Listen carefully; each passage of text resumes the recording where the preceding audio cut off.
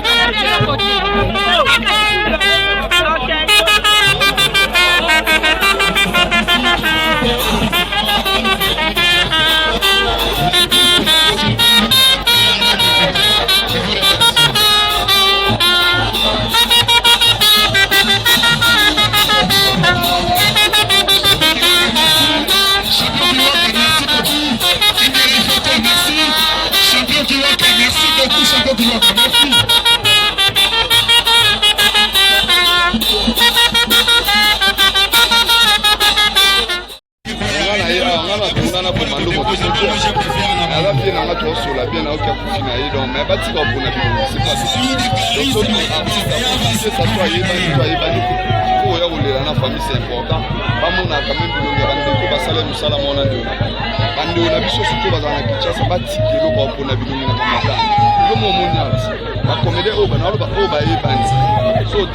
quand même une dernière question. L'invité, tout le monde a chaque fois dans il y a artiste à tout le monde a contribué à Bakoka. Est-ce qu'il y a un Boyoka, Boyoka, maman, lui, on m'a donné moi, bon, on va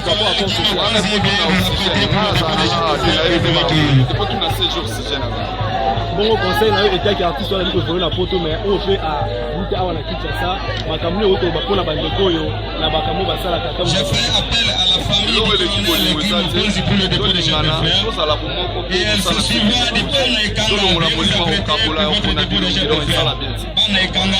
après la famille du vous êtes passé.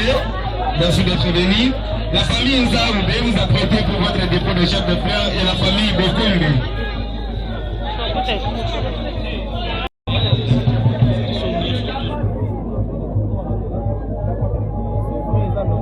La famille Nzaoube passez très rapidement, y compris la famille Bokombe. Après la famille Bokombe, son suivra le studio Viper Yokasan. Vous a prêté. Studio Viper Yokasan a prêté pour votre dépôt de chef de frère. Après, c'est la famille Balako. Famille Balako. Elles seront suivies par les amis d'Héritier Moula. Très rapidement, nous vous attendons.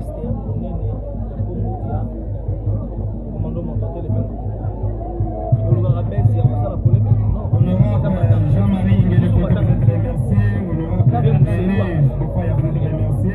Honorable Kobo Ngela. Vous êtes remercié, y compris le général Onikande. Merci de votre présence. La famille Nzaï a avancé, la famille Bokombe, Viper Studio Location, la famille Balaka et les amis de Ritimboula. Avancez s'il vous plaît. Courage la famille biologique. Et puis la RTPC, mon niveau, c'est l'association de la mission. Donc,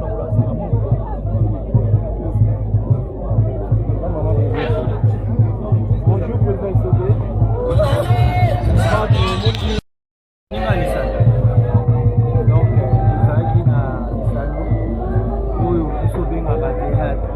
amis de la musique folklorique, veuillez laisser l'espace pour les passages qui sont arrivés.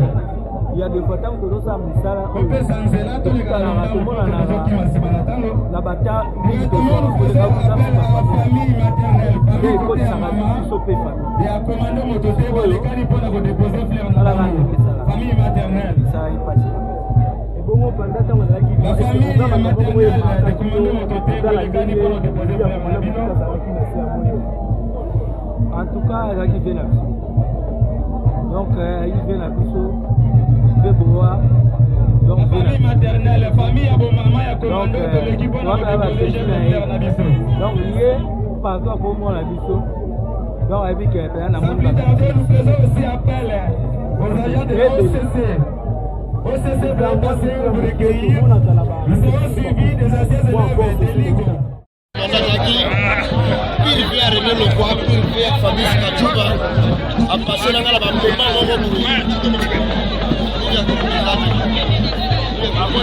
Le responsable de la famille vient négocier avec les oncles pour qu'on quitte le lieu. On va approcher Bisso, on va consoler Bisso. Angela Bisso, nous sommes commandés de côté, de tirer dans la bombe panza.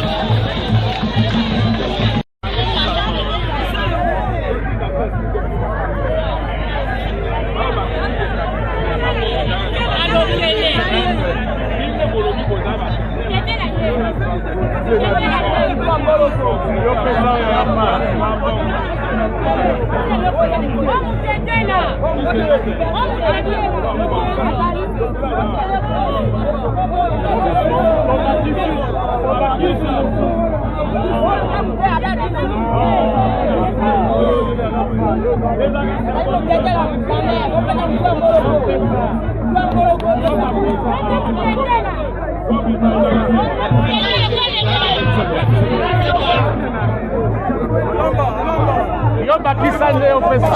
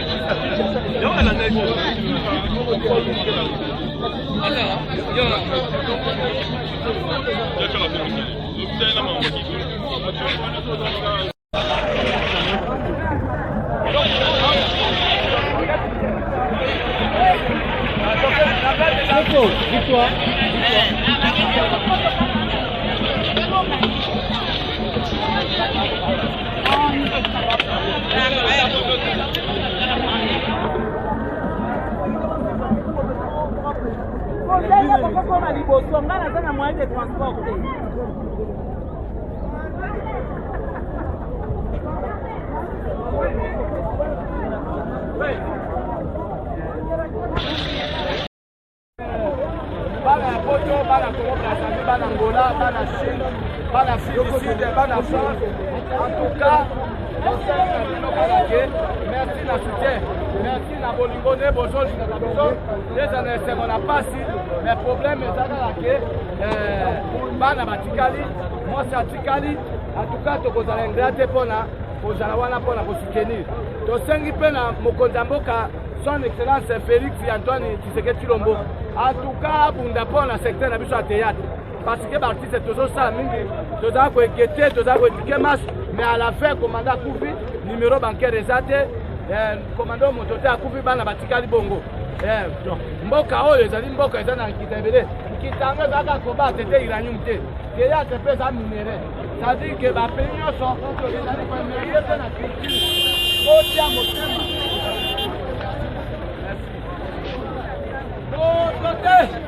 Mototé,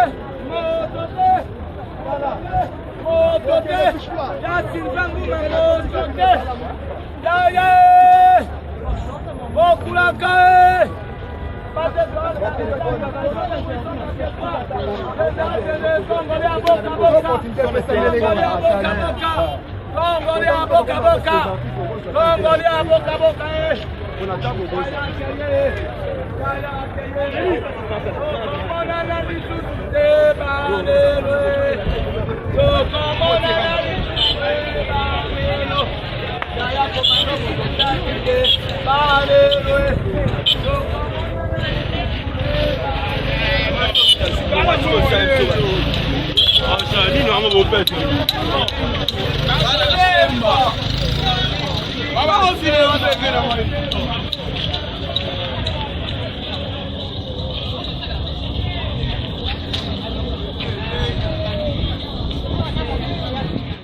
va clôturer tout ça sur l'île de toi au Sahara cérémonial. Yango va permettre que soit un dévoilement plaque. Yango corps et au côté à Babemi, il va télémi wana, biso to zakuna, to télémi wana. Juste 2 minutes, Bendi va dévoiler devant son fils biologique et puis to cueillir rapidement le tigre de Olabso Nanda Kunaye Yasuka. Voilà, c'est ce que je voulais vous dire. Et encore réseau Kota, to télémi Mipanzi, hein? Et réseau Kota, nous applaudissons. C'est comme ça. Tous applaudis, et réseau Kota. Tous applaudis, qui est hôtel Makuna, biso toyeto lekina si Makuna, pour tout ça, cérémonie na biso. Merci. Bravo. Bravo l'artiste. Là, c'est l'entrée de la hôtel de l'artiste comédien commando Mototé, Sylvain Moula. Voilà, bravo l'artiste.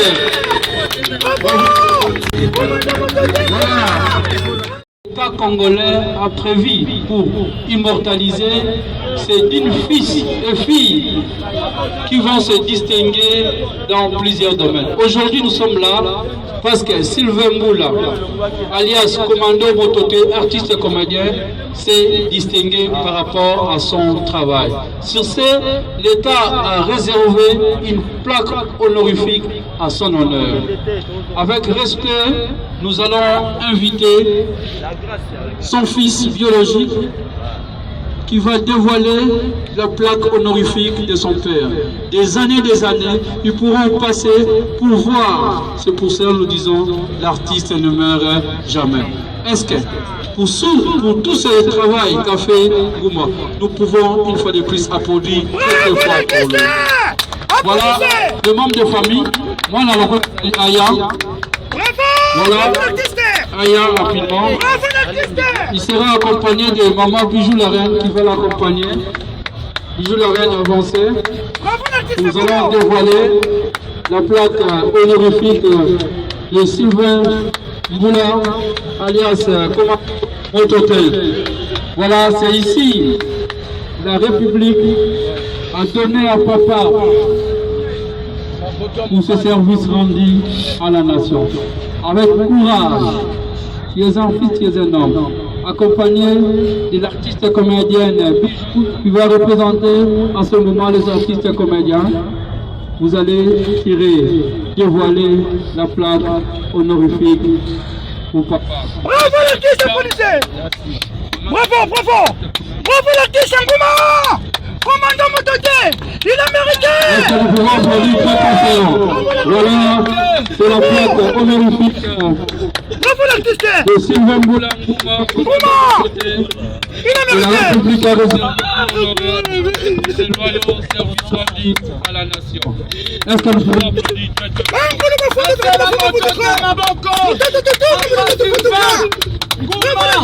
Moko ya bashelelo. Bali ya Ngouma.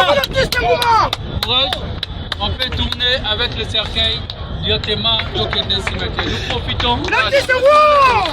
Il a mérité, voilà! Vous le poussez! Il a mérité!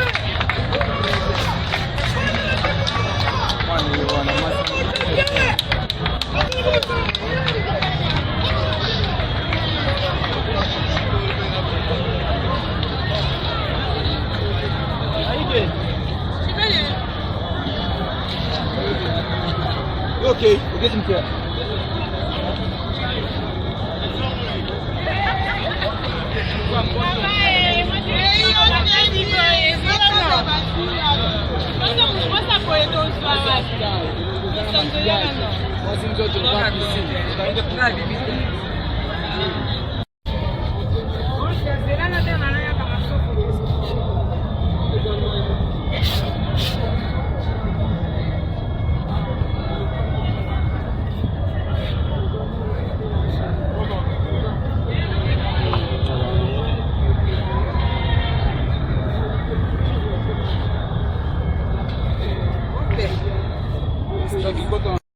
Pour remercier également l'artiste de la diaspora.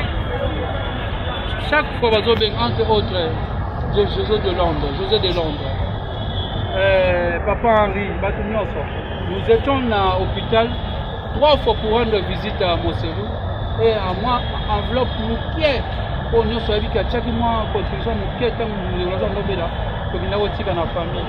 Deuxième enveloppe, il y a déjà les lots. Nous sommes déjà à Dieu en a décidé autrement que ça là, que son âme repose en paix. Il y a Donna, pas un chic choc, il y a Donna. Donc Donna c'est son prénom, mais nous, comme vous avez vu, il y a un étonnement pour c'est l'artiste qu'on va dire Moselou qui vient de Matanga Toropé s'adresse en attendant que sa sœur Eza Awa na India, juste numéro 2, wana na India, maintenant en attendant Eza Awa. Corps Ezali gardé na morgue ya Mama Yemo. C'est là où il était hospitalisé. Donc à côté de Komatan Moulaï, mais même la famille s'est bâtie, les médecins se sont bâtis, pas de penser, mais après, non, ça a pris, la maman et moi, parce qu'une semaine, la maman et parce qu'elle a peut-être soleil, maman et moi, à vous mettre une case immunité, elle a déjà Kotaki, et rien fait. Donc c'est comme ça, donc on dit que ça est. Masamba! Kati ya Chichok, bien que elle a Koufi a comme un groupe de Bonaviso Videla, mais lui a fait la banque. Tu peux nous faire mal? Bien sûr. Oui, les commandos, Mazam, il y a Malam n'est plus dans ma vie, Malam n'est plus dans ma vie. Parce que bisous dans tout, tout est déjà. Il y a ça déjà, et puis on m'a donné, c'est fatigué. Mais abandon que je ne peux pas penser. Sauf que ça les loups, ça les a donné grâce à la personne. Voilà, tu fais un mot maintenant pour Moselou. Vous m'avez Moselou, si on a les loups, l'artiste, c'est grâce à lui. Il y a même à la TV. Comment il va essayer de passer ma case. Comment nous avons battu comme il est écrit, il est permis à une personne ou 4-5 fois après qu'on ait le jugement. Donc, ça m'a battu là-bas. Voilà, merci beaucoup. Donc, pour ma case, si tu vois que le bas, vraiment les gens, merci. C'est qui est important. Alors, mais le monde, bien que tu sois triste, tu en as pas, mais les autres savent. les gens, JP Massamba. Les autres savent, voilà. Fondation de l'organisation, on a tout pour la vie de Boy. Matanga, vous voyez bien, tout ça, la journée Moselou. Ah, tu l'as dit pour la, il y a des abisso Sylvain. Nous avons donné tout, tu peux tirer la mort, c'est normal. Il n'y a pas là, tu vas kakit. C'est noir, c'est noir. Tous ensemble, ils ont fait d'abord mon rôle de Rolonga. Et mon nom réellement. Merci. Merci beaucoup, c'est Guéné. Nous sommes déjà depuis nous avons maintenant la commando Mototé.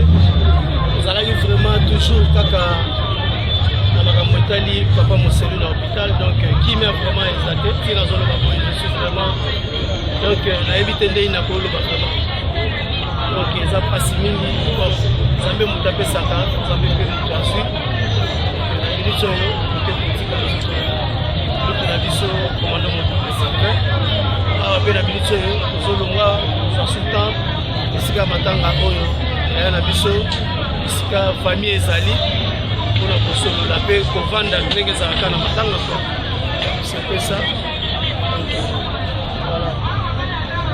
Merci beaucoup là, pour ton courage.